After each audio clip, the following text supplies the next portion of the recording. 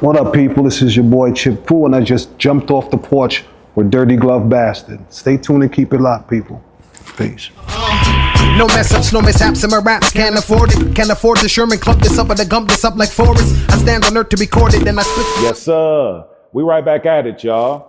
We got our boy Chip Fu from the Fu-Schnickens jumping off the porch with us today. What's up, bro? Yes. How are you, bro? Thanks for having me. Man, I'm feeling great, bro. I ain't got no complaints, man. How about you?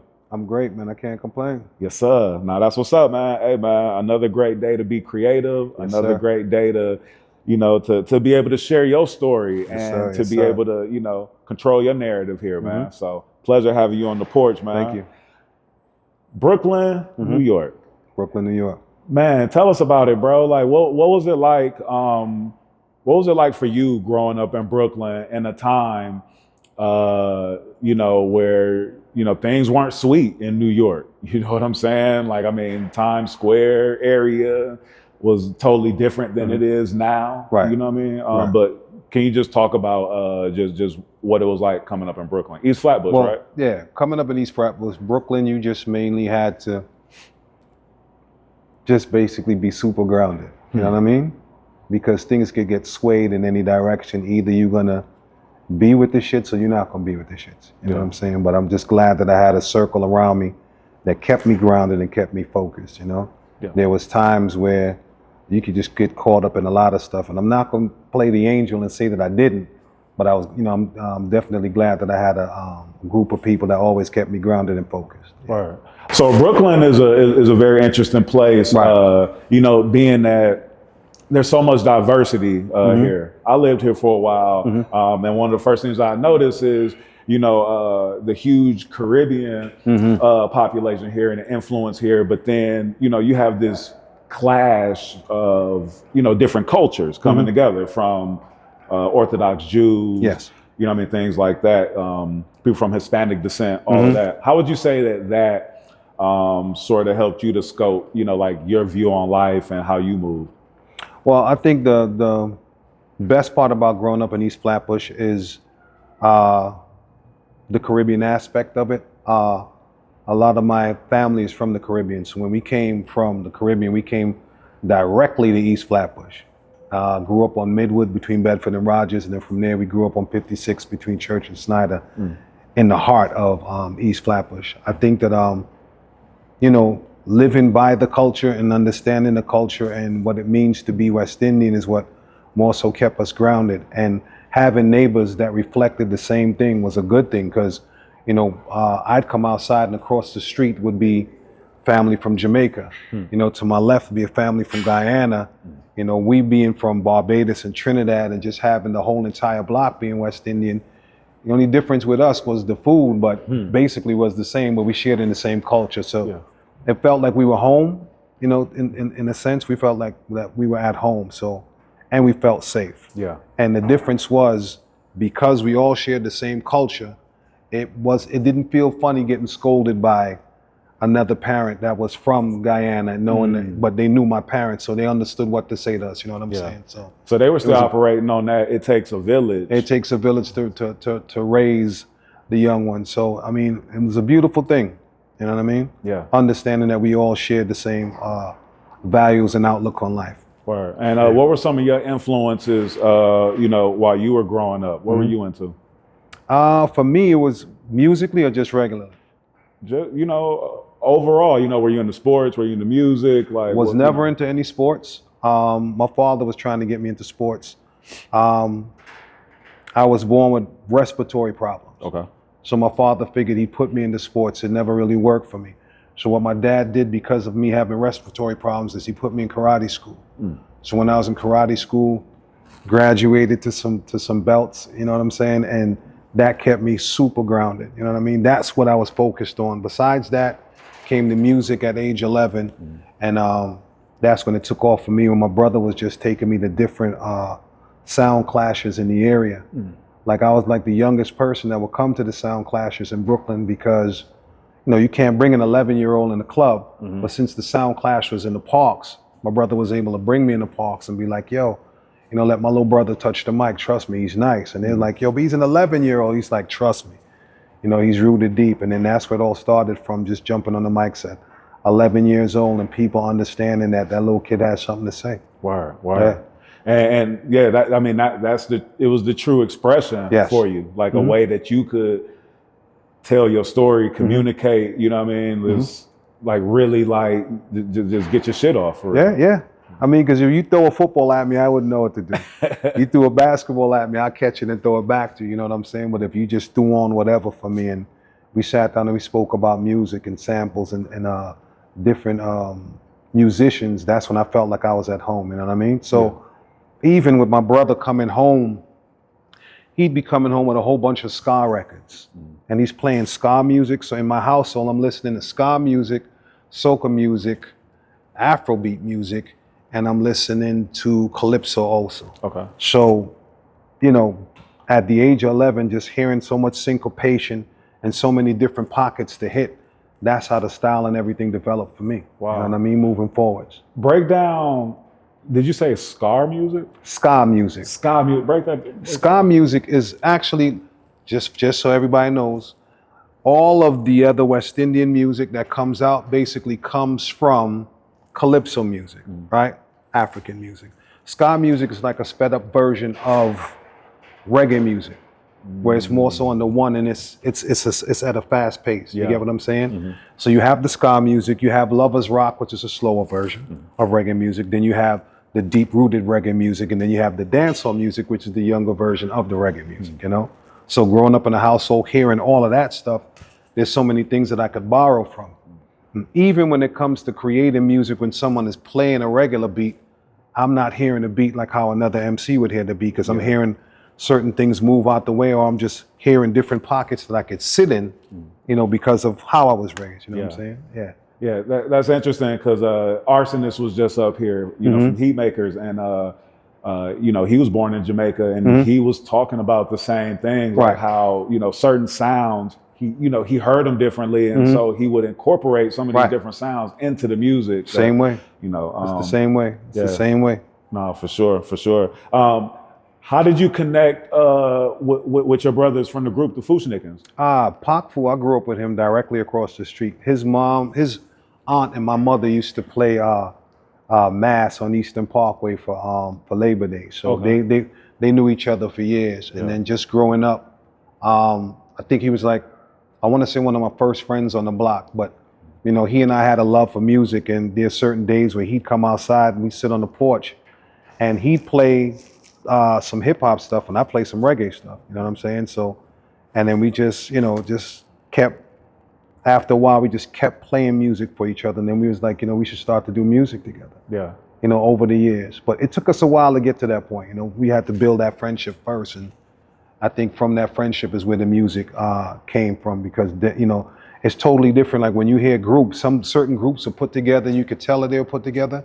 But I think the difference with myself and Pac, we knew why we were doing it, because our families knew each other. So it was something totally different than just the music. You know what I mean? It's so dope, like the influence of Caribbean music, like in hip hop, and how I feel like that is starting to get out there more. Like, I mean, the influence has been there, but I feel like people are more talking about it, more recognizing it more nowadays, where they didn't even know some of those sounds where they, you know, may have been coming from.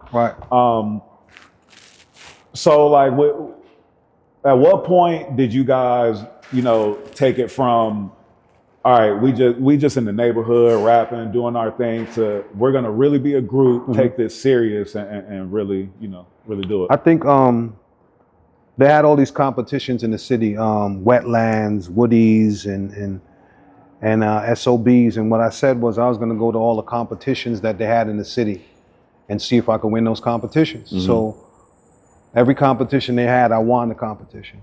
And then there's this particular night at SOBs, they had the reggae versus hip hop competition.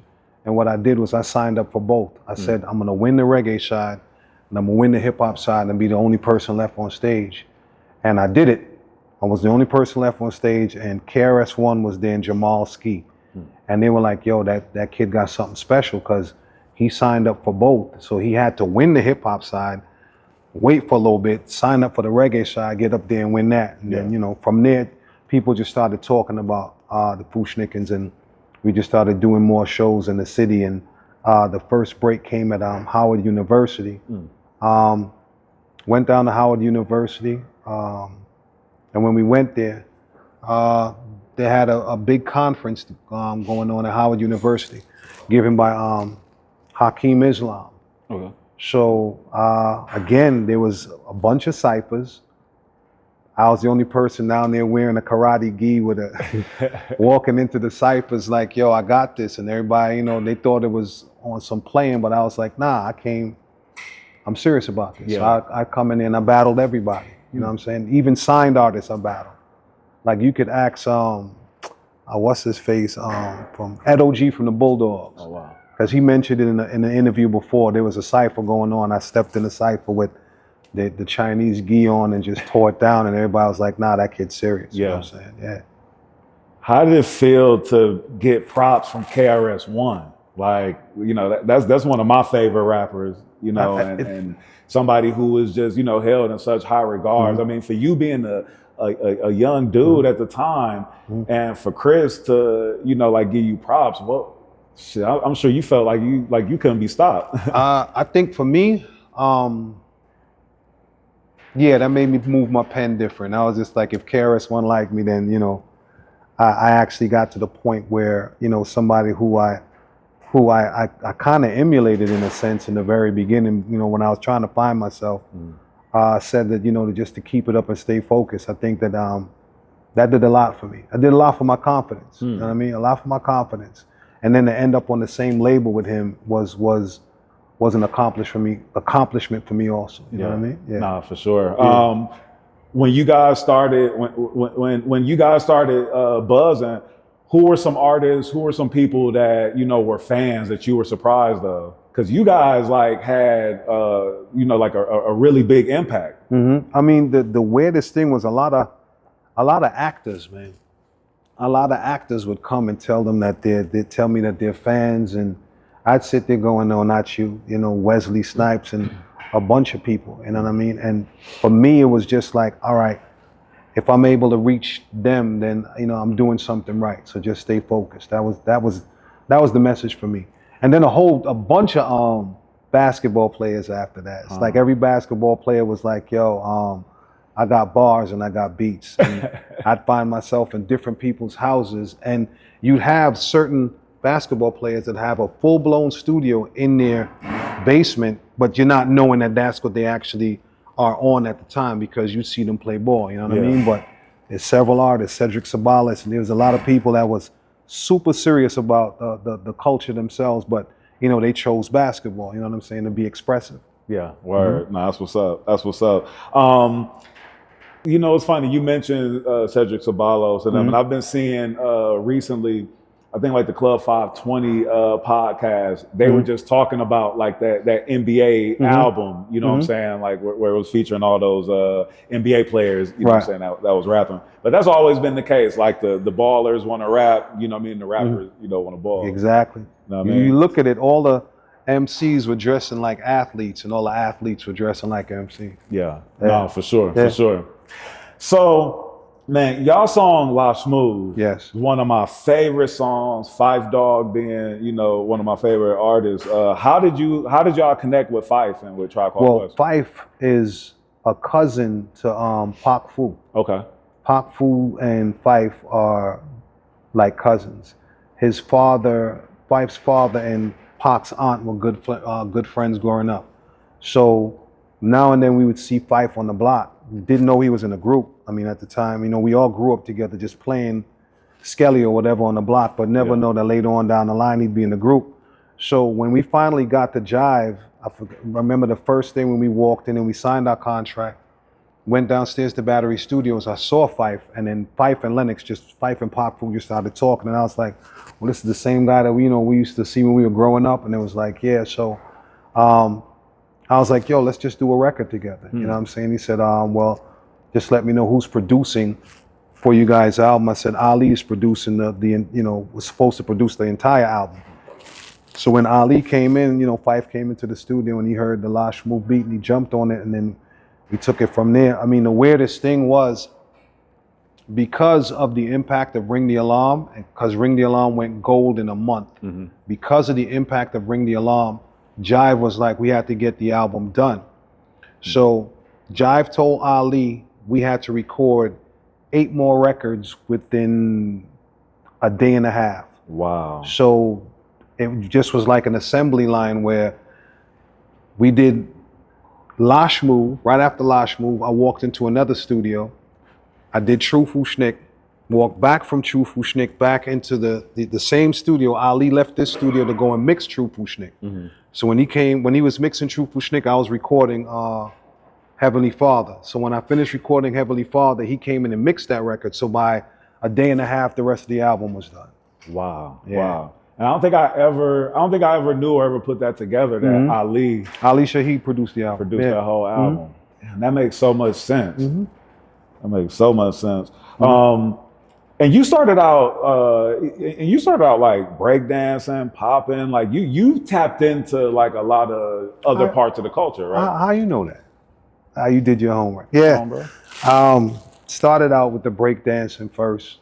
You know, I thought I was gonna be like one of them incredible break dancers, but you know, my parents were strict. They was like, all right, you know, that's your pastime thing. You know what I mean? But I was pretty good at it. You know what I'm saying? I was pretty good at it. In the neighborhood, I was kind of nice. I'm a big myself up.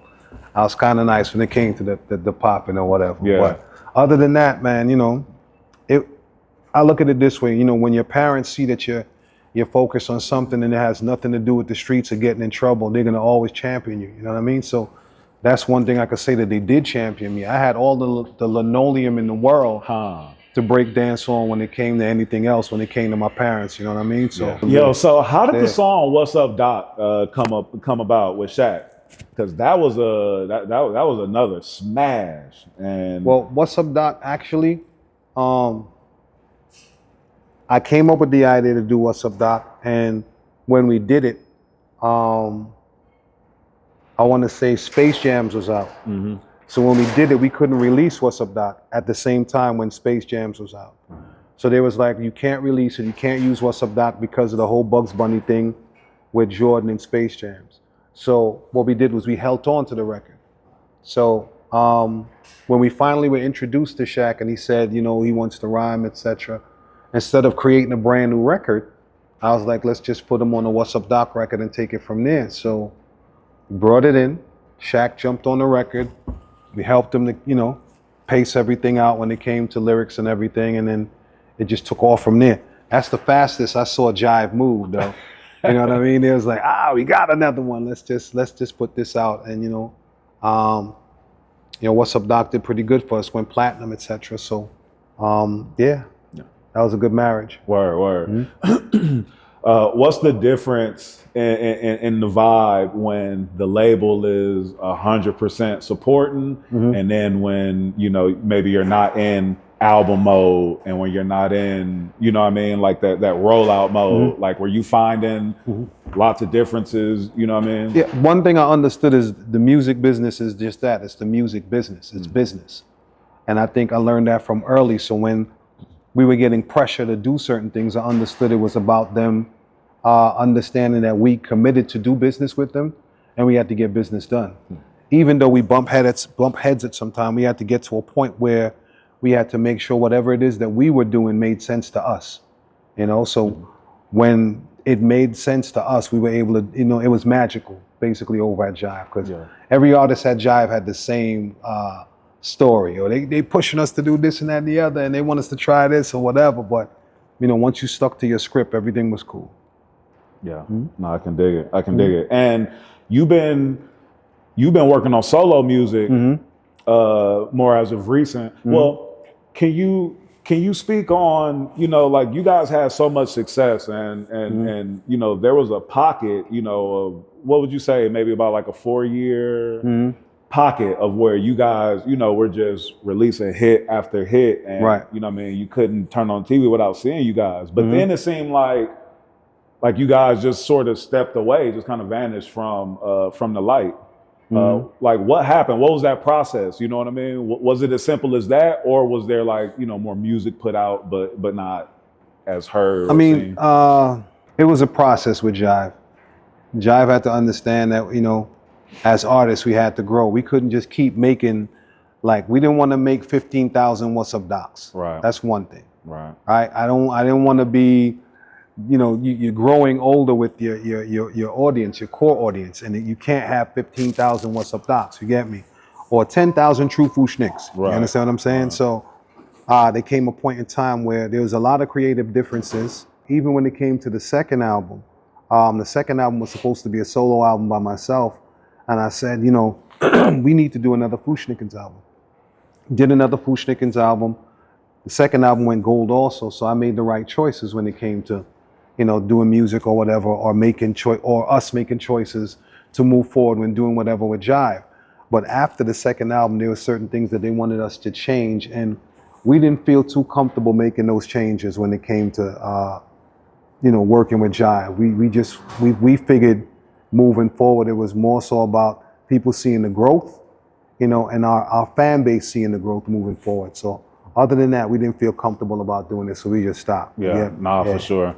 And I know that's difficult because, you know, the corporate heads, they're just, you know, they were looking for a gimmick. They were looking, you know, to try to just pull a gimmick. And you guys want to grow as artists and as men, you know, and you know, people not recognizing that. Now, did that create friction between you guys and the label, or, you know? It did create friction because you have a group that wants to grow, and the only reason why we can't actually grow is because of the contract we signed. You understand what I'm saying? And the label saying that this is the direction that we want you guys to go, and we're saying that you signed us for our sounds. If you signed us for our sound, why change our sound? You get me? So that was the only problems we were having, and the only way for us to get out of that contract was for us to actually break up as a group. Wow. The weirdest thing about that is when we signed our contract, we signed to publishing also. So anything that we actually would have tried to put together or release, you know, the company would have owned it. So that's why you never heard any music from the Fu-Schnickens for a while. You didn't hear nothing. I wasn't even able to drop anything. So you'd hear a verse from me here, a verse from me there. But I knew if I dropped the record, they would own the record. Wow. So just to be honest with you, like, I want to say like 3 or 4 years ago was when I really got my feet planted to be able to say, yo, I could release what I want to release. And I just started releasing like crazy. Wow. Okay? I remember a couple of years ago, like hearing about Razkaz, you know, having one of those like, you know, unrealistic deals where he was just stuck in his deal and basically couldn't release any art. You know what I mean? So it's crazy when you hear that, like you saying you couldn't even release music. Like, couldn't release music. And what hurt the most was, you know, you have to understand, they understood that was our way of making money. So they figured if we were like, well, you guys can't release anything, then, you know, we wouldn't be able to live.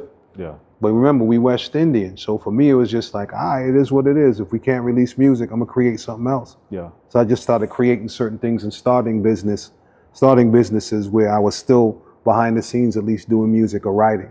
You know what I mean? So that just kept my interest in the music, even though they tried as many ways as possible to stop us from doing music, you know? Yeah. Word.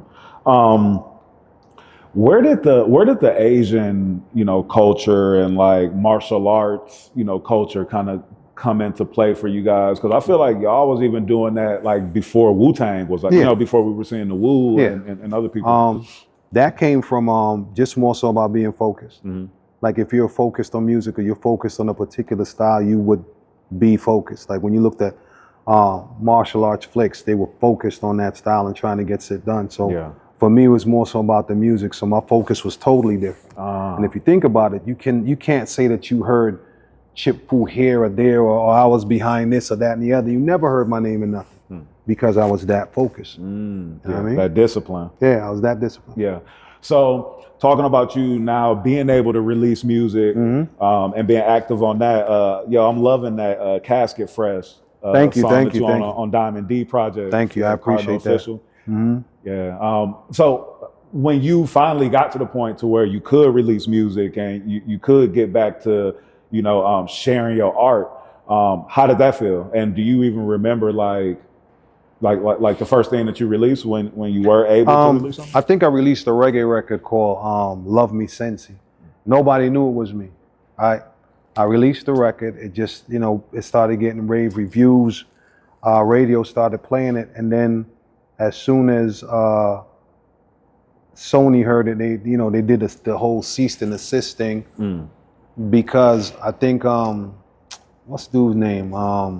Kali Buds had released his original song on that song, and so they sent the cease and desist to my crib because they was just like, yo, you know, people are paying more attention to that record, and we spent money on the Kali Buds thing. So at that point in time, I was like, yeah, just because of that situation alone, I knew it was time to put out music and just start because the interest was there. You know what I mean? So from then on, I just kept putting out records, but just being careful about them. You know. So now that I'm in the situation that I'm in now, I feel more comfortable just releasing what I need to release now. Word, that's what's up. Yeah. And what you working on now? Like what you got coming up? Right now, EP called Invisible Footsteps and the album called Royal Blood. I'm gonna shout out Chris Atlas for bringing those things to life, along with Mike and the Black Ink team. So we good.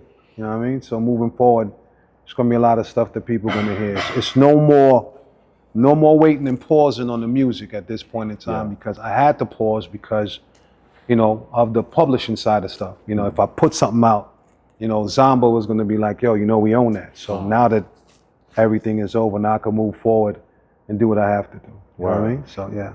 What would you say is one of the biggest life lessons that you've learned? One of the biggest life lessons, you got to understand that, I mean, as long as you have your band of 5, right? You got to have 5 people in your life that you could talk to about anything, right? And those same 5 people that could call you off the cliff if things get too messy, right? It can't be about having 10 or 15 people in your circle because you can't really keep your eyes on 10 or 15 people. But on your 5 people, you know, that are basically like-minded individuals like yourself, then you'll be able to stay focused and grounded. So I know who to call if I'm having problems when it comes to financials. I know who to call when it comes to me having problems with, you know, in my household or, you know, in my marriage or whatever. I ain't got to call 10 to 15 people. I know that I have my band of 5 that I could call and I'm good. Yeah. Well, I can dig it. I can dig it. And our platform is called Off the Porch. So I got to ask you, like, when did you jump off the porch and like, what does the porch, you know, signify to you? When did I jump off the porch? I jumped off the porch when my parents said they're not going to pay for my college, right? And they said you have to figure it out. That's like with all West Indians. They was like, yo, we brought you this far. Now you got to make decisions for yourself. And when it comes to college, you got to pay for yourself. So I think when it was time for me to go to college is when I jumped off the porch seriously. Wow. And I had to work, pay for college, and was still doing the music at the same time and taking care of stuff at home. You know, in a West Indian household, just because you working, it doesn't mean you're working for yourself. You're working for that household, right? So whatever bill came in that mom didn't cover, you had to cover that bill, right? So it didn't matter, you know, what I was trying to do. I had to make sure that the household ran a particular way. And that led up to even when I got my deal, at the time when I got my deal, it was my sister's turn to go to college. So since it was her turn to go to college, it was like, you got to help with your sister going to college. So that whole advance that I received from Jive, some of that went to my sister so she could go to college. So that's how we kept it moving in the family. We moved as a unit like that. Nah, that's what's up, man. That's love. Yeah, nah, for sure. You got any shout outs you want to give? Nah, not really any shout outs. Shout outs to Black Ink Entertainment, and shout out to Fat Beats, Chris Atlas and the whole squad, and you know, all the people out there that's been waiting for music and cursing me out, wondering what was going on. We at the point right now where I could finally release and do what I have to do and move forward. So I'm happy with that. You know what I mean? Word. Nah, that's what's up, man. That's what's up. Yeah. And I appreciate you pulling up, man. Nah, no problem. Thanks for having me, man. Yes, sir. Y'all ain't rhyming like us. Y'all ain't sounding like us. Y'all can't freak it like us. Y'all can't speak it like us.